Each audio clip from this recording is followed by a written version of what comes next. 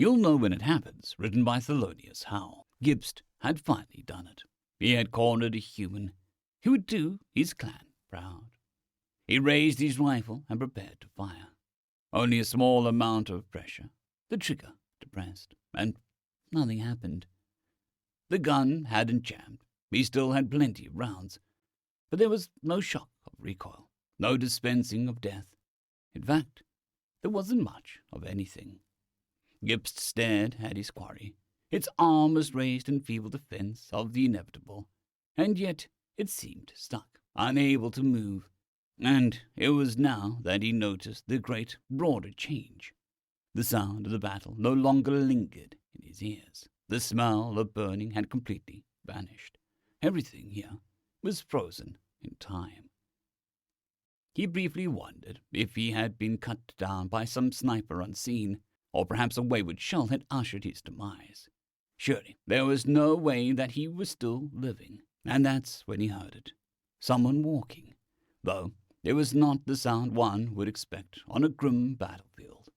It wasn't the crunching of gravel or the sloshing of mud. It was the noise of uncloven hooves on fresh, polished floors. Gibbs spun to face the source of this noise. It looked entirely off. It was vaguely bipedal, and though its appearance more closely mirrored the human's than his own, it was a bright shade of blue. But he couldn't make out any of the finer details. It was too blurry, like the place between stations, almost as if it was flickering in and out of existence 1,000 times a second. It hurt his head to look at. Gibbs leveled his rifle at the sudden intruder. "This will not do you any good." The creature's voice was deep and smooth, but held an upbeat air, directly in contrast with the landscape around it. "I mean you no harm, but I cannot allow you to follow through."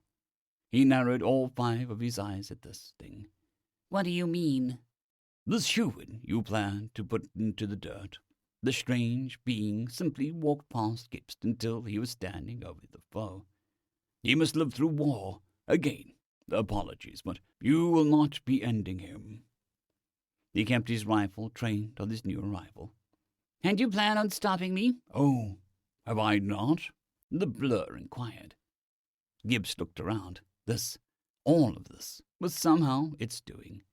He suddenly felt very feeble and very afraid. Are you a god?" he asked tentatively. Such an ugly, archaic word," the being replied.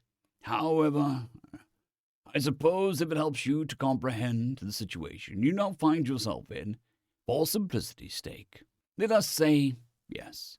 This specific man has a specific purpose, and as such now has specific protection."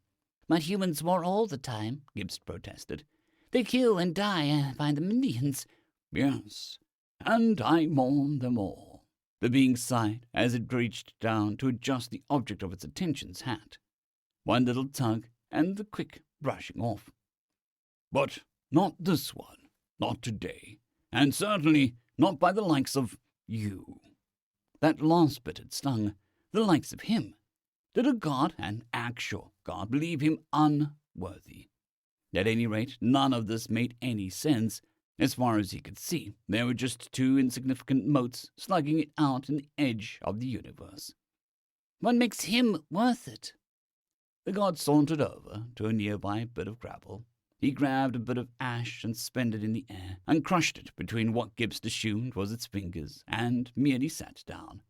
"Boredom." "I don't understand." 387, the being replied. "What?" Gibbs asked. "There are, by our count, 387 sentient species that soar out in the stars, and yet only these ones here have ever thought up the phrase, 'Hold my beer.'" Gibbs was still flabbergasted. "What?" The blue god just laughed. "I know, right? Such a simple, silly phrase, such an uncomplicated little concept.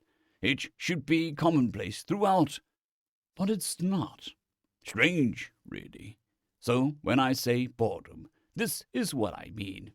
It is not the malarkey they get up to that humors us greatly. It is the methods in which they do so. They bring an otherwise tolerable spark to a tedious eternity. And that one there, it said as it pointed to the human, will certainly be a focal point for great hilarity. And that is why you will not be killing him today. Gibst was absolutely stunned. A war stopped on a whim for the sake of a practical joke. Gods truly were ineffable, if not just a little insane, and perhaps more than a little unsufferable. But I'll give you a choice. You can either lay down your gun, I'll give you 1 minute to wander off and find somewhere else to die on the line, or you can know what it feels like to conflagrate from inside. So Gibst lowered his rifle. Excellent decision. Not much of an option, he mumbled. Yet it was still there, and you made the right one. I'll meet your conditions, but I've one of my own. If he couldn't have this prey, he would make sure he didn't come out empty-handed. Trying to deal with a deity? Gibst couldn't be sure, but it almost sounded like the god was ecstatic. I like you. Allow me to hear it. I want an hour, he replied. An hour, but... The god's voice trailed off, as if it didn't know what was happening. Its color suddenly brightened in a flash of understanding. Oh, you're up to something, aren't you? Of course I'm up to something, he nearly screamed at the thing. Aren't you a god? Don't you know this already? Well, no, not now. It sounded disappointed. I've interfered directly. That usually pollutes causality. It's all very complicated, and, forgive me, but I do not particularly care to explain it to you. Another backhanded insult that wounded Gibst's pride. Nonetheless, it continued, some joviality trickling back into its voice, I am sufficiently intrigued to see where this ends up going. You have your hour. Wait, before I go, can you at least tell me what this human does that is worth all this trouble? Gibbs asked as he gestured around. Spoilers, the god chided. Just keep your eyes open, and I'm certain you will see it. Before he could offer a retort, or even a form of sarcastic thanks, the blue god was gone. The only evidence of his existence was the eerily still battlefield it left in its wake. Gibbs set himself a timer, shaving off a few moments to be on the safe side, and set off in the direction of his own lines. On his way back, he passed by the little walls that were now locked in a perpetual state of fragmentary incompletion. Microcosms of the larger event, now locked without resolution. Enemy and ally alike, struggling perpetually with no possible end. Had he not been actively participating only moments ago, he could have sworn that he was walking through some deranged museum's life-size diorama. Over the trenches and through the communication slits, and before long he found himself standing in front of the commandant's tent. He checked his timer, and surprisingly he still had some time left. It seems he hadn't accounted for not getting shot at on his trek back. So he drew a deep breath and closed his eyes, allowing the silence to wash over him. This brief moment of tranquility interrupting his many seasons at war. For a mere moment he mused that he should have asked the god for a little more time, if just to make the small slice of peace just a bit longer. The shrieking screams of some distant shell rang in Gibbs' ears, and let him know that all had returned to what it once was. So he opened his eyes and stormed into the tent. The commandant and his staff were all there, poring over maps in the field. Upon noticing the intrusion, he looked up at Gibbs. "Soldier, you're supposed to be in the front. What is the meaning of this?" Gibbs just threw his rifle at the dirt in response. "I quit." The commandant was apoplectic. "Quit? You can't quit. This is a war. I'll have you brought up on treachery." "You do what you want," Gibbs said calmly. "I will never raise arms against a human again." "What?" the commandant roared.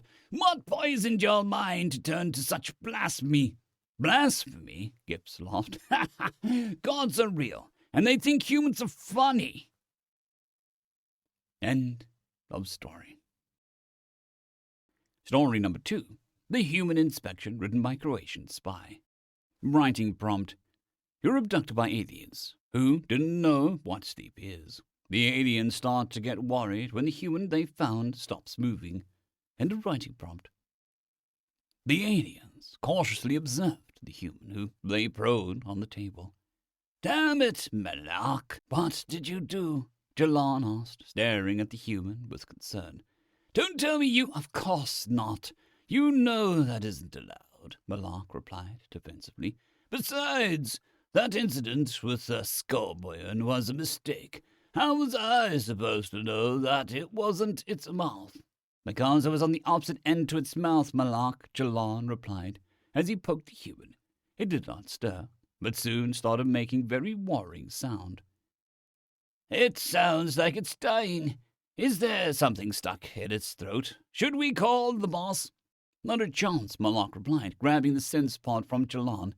"Remember what happened with the Bamar last week? One more screw-up and we're goners." "So, what do we do? Shoot him out the escape hatch and pretend like he escaped? The boss will send us out with him if we do that. So what then? We just wait it out? What else can we do?" "God damn it, it's been an hour, and it still hasn't moved." I think we broke it. I think you broke it. We haven't even done anything to it yet." The human suddenly grunted and began whispering something. Malak leaned in, trying to hear what it was saying. "What is it, Malak?" Jalan asked, trying to peer over him. "What's he saying?" He's saying something about building a go-kart with his uncle." Jalan regarded this in silence. "Oh, he's dying. He's definitely dying. He's goddamn delirious. We are so screwed." The human opened his groggy eyes, staring at the aliens. "You guys want to build a go-kart?" the human asked, letting out a massive yawn. "We just need to get home." The human slowly closed his eyes again, turning over. The warring sound began anew. The aliens looked at each other. "Fuck it! We gotta call the boss." The three aliens surveyed the human. The warring sound, which seemed to be synced with his breathing, was only getting louder. The boss was not happy. "And you're certain that you've never did anything to him?" the boss asked Malak and Jalan, his stern gaze making them cower. "Nothing, boss. Lifted him straight out of his house, like we do with all the others. Then he just kind of freaked out, then closed his eyes, and then nothing." "And this blasted noise?" "Started soon after," Malak said. "And all this business about a go-kart?" "Apparently he wants to make one with his uncle, sir," Jalan said. "Blast," the boss said. "Definitely dying. Corporate will have my heads for this." The boss stood there with a scowl, furiously stroking one of his beards. He spotted something in the corner of the room and regarded it in silence. He turned to the two other aliens. "Escape hatch and pretend it never happened?" he asked. Malak and Jalan, in awe of their luck, swiftly nodded. The boss lifted the human with his gravity gun, carefully moving him to the escape hatch. The hatch opened with a loud creak, and the human suddenly opened his eyes. Who are you?" the human said, wiping the sleep from his eyes. Why am I floating?" The boss froze, his finger on the gravity gun. He glanced at Malak and Jalan. "Oh," the human said, peering at the aliens. "You must be the go-kart people." "Yes," the boss said, nodding cautiously. "The, go-kart people." "Where's my uncle?" the human asked. "Why, he's right outside, I think you'll find," the boss said. "Oh, okay then," the human replied, leaning back comfortably. "Throw me on outside then. I've got a good feeling about this race." The boss nodded and continued floating the human to the escape hatch. It closed and promptly shot him out into space. The three aliens watched him go in silence. "Any of you boys managed to get a good anal probe?" the boss asked. "Can't do that anymore, boss," Jalan replied severely. "Bloody corporate," the boss replied, shaking his many heads. "Back in my day, it was anal probes all the way." End of story.